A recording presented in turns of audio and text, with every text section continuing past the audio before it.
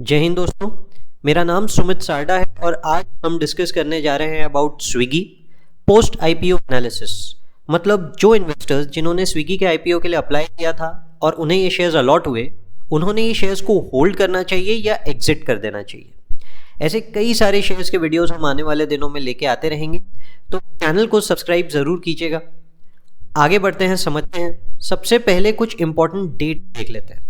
देखिए, हर कंपनी जब अपना आईपीओ लाती है तो एंकर इन्वेस्टर्स भी होते हैं। एंकर इन्वेस्टर्स को स्विगी में 5.8% होल्डिंग ऑफर की गई थी।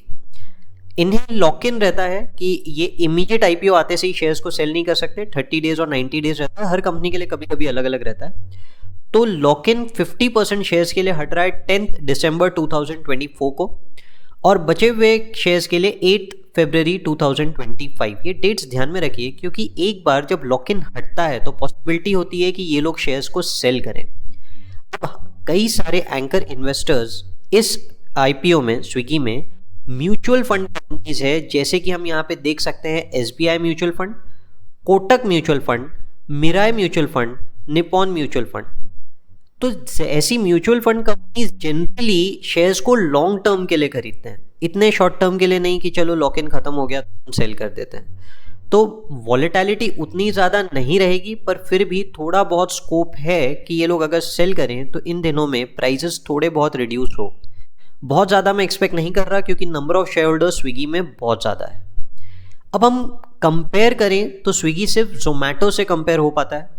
क्यों जोमेटो से ही कंपेयर हो पाता है? क्योंकि डिलीवरी चैनल के अंदर में यही है। ऐसे तो ई कॉमर्स में कई सारे लोग हैं, थोड़ा बहुत हम दूसरी जो डिलीवरी कंपनीज है जैसे डिलीवरी जो लिस्टेड है उनमें भी, उससे भी हम थोड़ा बहुत कंपेयर कर सकते हैं। बट स्टिल ये जो फूड डिलीवरी प्लेटफॉर्म है या क्विक कॉमर्स है, उसमें जोमेटो बेस्ट इसमें कंपेरिजन में आता है। चलिए समझते हैं। जोमेटो एक ऐसी कंपनी है जिसका प्राइस अर्निंग मल्टीपल यानी प्रॉफिट के कंपैरिजन में शेयर प्राइस 321 टाइम्स हायर है, जबकि स्विगी फिलहाल नेगेटिव प्रॉफिट में। तो कहीं ना कहीं यहाँ पे जोमेटो विन कर जाता है। हम 3 ईयर सेल ग्रोथ अगर देखें कि कंपाउंडेड सेल्स ग्रोथ 3 ईयर्स की जोमेटो की 82% है, वहीं स्विगी की 64% है। अब 3 ईयर के कंपैरिजन में 82% बहुत ज़बरदस्त हो जाता है। यानी ये मैं आपको एनुअल बेसिस पे बोल रहा हूँ कि पर एनम ग्रोथ 82% जोमेटो ने अचीव किया है, विच इज़ रियली गुड। तो स्विगी यहाँ पे भी कहीं ना कहीं फेल कर जाता है। प्रॉफिट ग्रोथ की बात करें तो जोमेटो का 3 ईयर कंपाउंडेड एवरेज है 34%, यानी हर साल की ग्रोथ अगर आप देखें तो 34% आता है। पर वहीं स्विगी में नेगेटिव 24% है। पिछले 12 मंथ्स में 44% अचीव किया है स्विगी ने, पर 3 ईयर एवरेज देखें तो profits have been growing negative. In fact Swiggy operating profits में भी नेगेटिव है, जो कहीं ना कहीं एक नेगेटिव पॉइंट बन जाता है। जोमेटो एक डेट फ्री कंपनी है, जबकि स्विगी में 16,400 करोड़ की बोरोइंग्स है एज ऑन 31 मार्च 2024। आईपीओ आने के बाद ये बोरोइंग में थोड़ा बहुत चेंज जरूर दिखेगा, आपको रिडक्शन जरूर दिखेगा, पर 100% डेट फ्री करना ऐसा आईपीओ के पॉइंट्स में लिखा नहीं था कहीं पे भी कि स्विगी पूरा का पूरा जो फंड ले रही है वो कहीं ना कहीं उससे पूरा डेट रीपे करेगी। जोमेटो का मार्केट कैपिटल जो है, अगर हम सेल्स के कंपैरिजन में देखें कि सेल्स से कितना ज़्यादा है जोमेटो का मार्केट कैपिटल, तो 19.66 टाइम्स है, वहीं स्विगी का 8.6 टाइम्स है। तो यहाँ पे स्विगी जोमेटो से बेटर परफॉर्म करता दिखता है। अब अगर आप बाकी के पॉइंट्स की नेगेटिविटी देखें कि भाई हमारा ग्रोथ रेट कम है, हमारा प्रॉफिट नेगेटिव है, ऑपरेटिंग प्रॉफिट नेगेटिव है, हम डेट फ्री कंपनी नहीं है, इन चीज़ों में देखें तो स्विगी का कहीं ना कहीं 8.6 times compared to Zomato justified लगता है, खराब नहीं लगता। स्कोप बहुत है स्विगी में आगे में जाने में, यानी जहाँ स्विगी में एक बार प्रॉफिट मेकिंग कंपनी बन गई तो प्राइस के अंदर में जो स्पीड ऑफ इंक्रीज रहेगा, राइज रहेगा, वो बहुत अच्छा रहेगा। पर कहीं ना कहीं मुझे लगता है उसका वेट करना पड़ेगा फिलहाल, क्योंकि जो जून 24 भी देखा उसमें भी ऑपरेटिंग प्रॉफिट नेगेटिव है, 17% नेगेटिव पे है ऑपरेटिंग प्रॉफिट, ग्रॉस प्रॉफिट जिसे आप कहते हैं। तो फिलहाल तो कंपैरिजन में जोमेटो बेटर लगता है स्विगी से। कुछ और पॉइंट देखते हैं सेक्टोरियल परफॉर्मेंसेस के। भाई सेल्स ग्रोथ कंपनी का 36% है, जबकि ई कॉमर्स इंडस्ट्री का एवरेज, ये ई कॉमर्स इंडस्ट्री है, इसके अंदर में जस्ट डायल, इंडिया मार्ट सभी आ जाते हैं, इनफिज, उनके कंपैरिजन में एवरेज 9% है।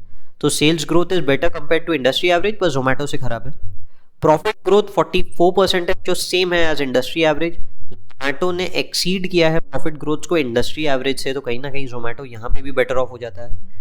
अब थोड़ा बहुत परफॉर्मेंस देखें कि पिछले एक महीने में क्या हुआ है, तो जस्ट डायल जो है वो 17% से गिरा है, इंडिया मार्ट 25% से गिरा है, वहीं पेटीएम का शेयर सिर्फ 6% राइज हुआ है और इनफोएज कंपनी देखा जाए तो करीब करीब 7.5% से गिरी है। जोमैटो के अंदर एज सच हम पिछले 1 मंथ में यानी आप देखेंगे तो वॉलेटिलिटी तो रही है, शेयर नीचे जाके ऊपर आया है, पर कहीं ना कहीं लास्ट 1 मंथ में न्यूट्रल स्टैंड पे है जोमैटो। एक महीने पहले जो शेयर प्राइस था वही आज भी चल रहा है कंपेरेटिवली। तो हाँ, जोमैटो से कंपेयर करें तो मैं बोल सकता हूँ कि ठीक है, आप स्विगी को होल्ड कर सकते हैं परफॉर्मेंस देखने के लिए। बाकी फिलहाल और ज़्यादा कंपैरिजन हमारे पास थे नहीं, क्योंकि सेक्टर टू सेक्टर परफॉर्मेंस में हम सिर्फ जोमैटो से इसे कंपेयर कर पाए। तो थोड़ा बहुत मैंने आपको रेशियोज दिए हैं, कहीं ना कहीं मुझे इतना अपीलिंग नहीं लगता स्विगी जितना ज़्यादा जोमैटो है कंपेरेटिवली। तो एक तरह से मेरी राय तो बनती है कि एग्जिट कर लेना चाहिए और वेट करना चाहिए इस कंपनी को प्रॉफिटेबल बनने के लिए। Once the company comes into profit उसके बाद री एंटर कर सकें। जिन्होंने आईपीओ में शेयर्स लगे हैं, ये शेयर का प्राइस अच्छा चल रहा है, यू आर इनटू प्रॉफिट्स, तो डेफिनेटली प्रॉफिट बुकिंग एक अच्छा डिसीजन कहलाया जा सकता है। So that's it for now. उम्मीद करता हूँ कि आप लोगों को पसंद आया होगा। लाइक ज़रूर कीजिएगा और चैनल सब्सक्राइब ज़रूर कीजिएगा। Thank you.